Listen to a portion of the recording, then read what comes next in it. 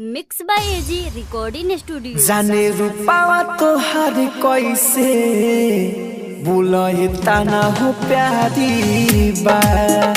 जाने रूपावा तो हर कैसे बुलाए ताना हो प्यारी बा।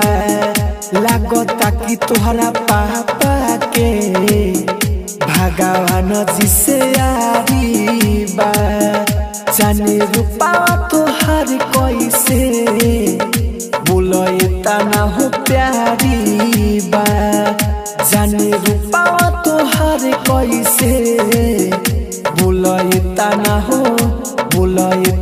हो प्यारी बा।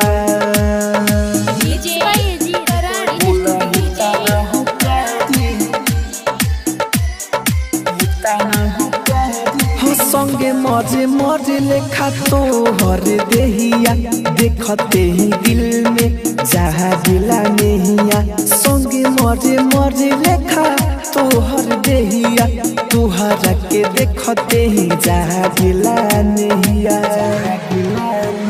हलीला के बिंदिया तो ऐसन बुझाला तुहरा के देखी के चांद ला जाला।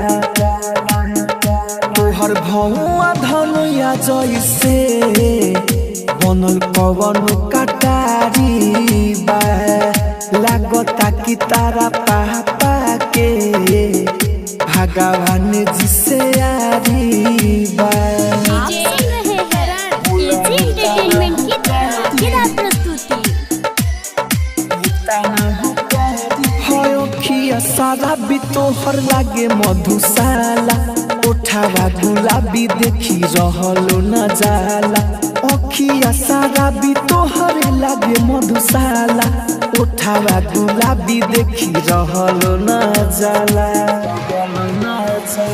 कृष्णा बसंत कहे राम राजधानी हमरे तू नामे अपन कोई दजावानी।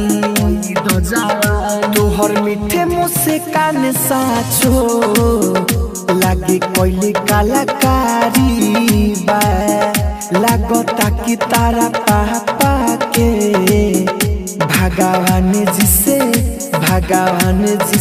यारी बा।